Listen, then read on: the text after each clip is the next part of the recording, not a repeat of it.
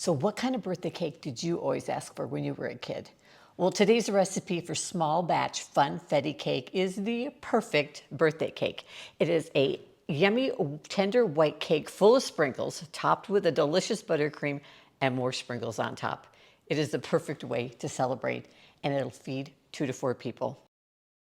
So for today's cake, we're going to use a 6-inch round cake pan that I have cut a little piece of parchment paper in the bottom. We're going to spray it with some non-stick spray and put that parchment paper back in it. But if you don't have a 6-inch cake pan, you could also use a 9x5 loaf pan.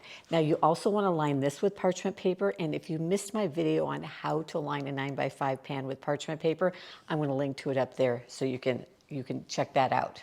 So our first step in our Funfetti cake is we're going to cream together our butter and our sugar. Now I have got a 1/4 cup of softened butter in the bowl, and you want it fairly soft. You don't want it melted, but it's winter here in Utah, and just my butter sitting at room temperature is a little too hard. So I just zapped it in my microwave for like 5 seconds, literally no more than that. Because in these small batch forms, sometimes it can be a little hard to get that sugar and butter to incorporate because there's just not as much of it.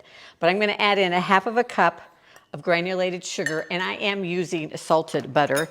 If you're using unsalted butter, just go ahead and add in a little bit more salt.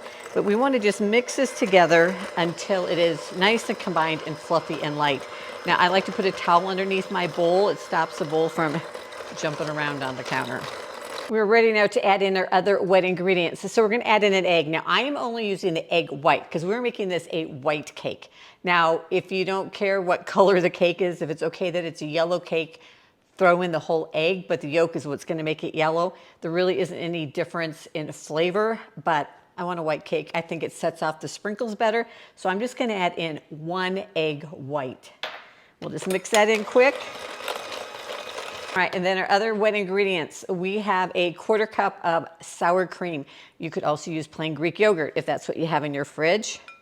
And then our other wet ingredient is 2 tablespoons of milk. And again, I think I have whole milk because I had some in the fridge, but use whatever you've got.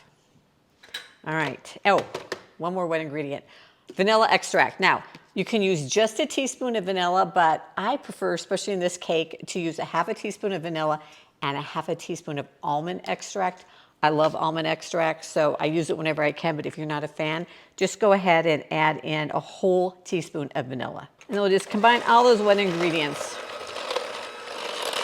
All right, now for our dry ingredients. I'm gonna use 1/4 teaspoon of salt, but remember if you're using unsalted butter, add in a bit more, maybe even not quite another 1/4 teaspoon, but a little bit more.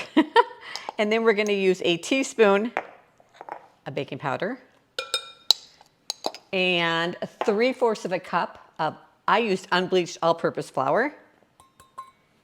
And we're going to mix this up just until the flour is almost all the way incorporated.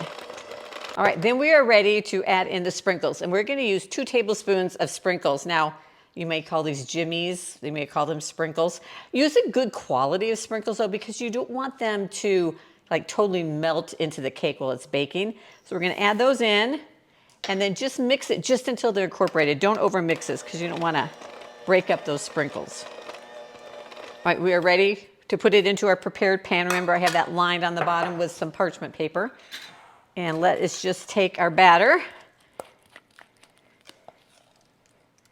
get it into our pan. Now we are gonna bake this at 350 degrees Fahrenheit for about 25 to 30 minutes. Now, you know a cake is done when the cake starts to pull away from the edges and the edges start to turn lightly golden brown and the cake springs back when you touch it.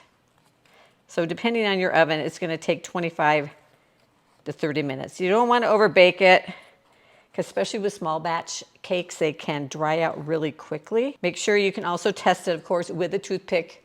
If it comes out clean, it's done. So while our cake is baking, we're gonna go ahead and mix up our buttercream frosting. And this is my favorite part of the cake. In fact, I eat cake generally so I can eat frosting. So having a good frosting is really important to me. And nothing beats a yummy buttercream. So we're gonna start, of course, with butter. 1/4 cup of butter in here. And again, I'm using salted butter. If you're using unsalted, put a healthy little pinch of salt into that. And we are going to use powdered sugar. Now I'm going to put in, it kind of depends on how much you like frosting, how much frosting you want in your cake. But you want anywhere between 1.5 cups to 2 cups. I'm going to start with 1.5 cups. We'll mix that up, see how we go. And then you're going to put in some extract. Again, you could just use vanilla extract, or if you've put almond in the cake, go ahead and put some almond extract into the frosting too. So good. I promise you, you're going to love it if you love almond extract. All right.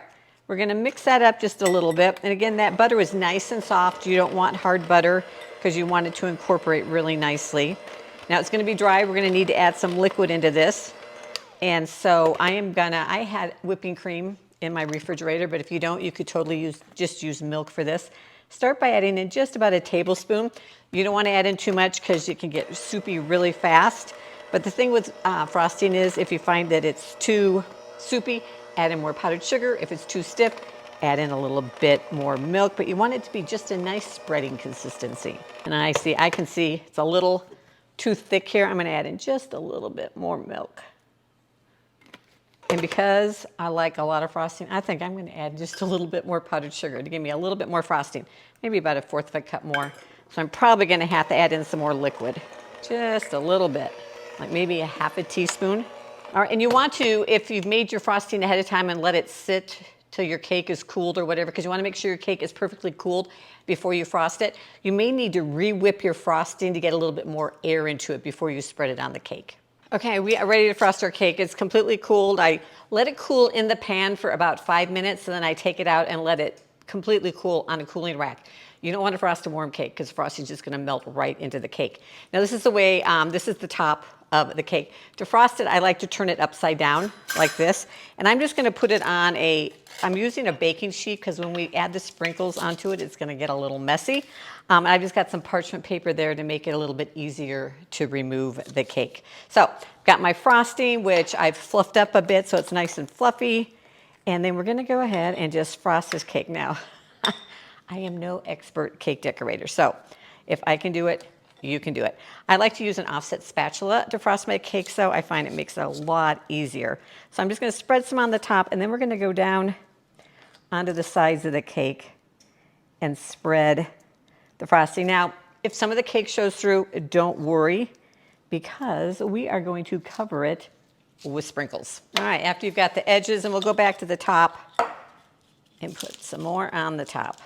And I do like to have a little heavier layer on the top because we're going to add some sprinkles, but we're not going to totally cover this with sprinkles. All right, and then just around the edges again. Looks like I missed a few. I just tell you how good that frosting is with the almond extract in it. I mean, it's great with vanilla too, but the almond kind of takes it up a level. All right, so now we're going to take some more sprinkles. And I like to just, like I said, this is where it gets a little messy. Just take my sprinkles and push them in to the side of the cake. I mean, you're going to waste a little bit of sprinkles here, but it's worth it. Because it not only does it make it look pretty, but it's yummy with all those sprinkles on there. And then you can pick up some of the sprinkles that have fallen on the cookie sheet and on the counter and push those into the cake too. Okay, so we've got them. We see that. Like I say, it's not perfect again, but hey, it looks great. And then you can either pick up some of these, and I'm just going to sprinkle some just along the edge of the top of the cake.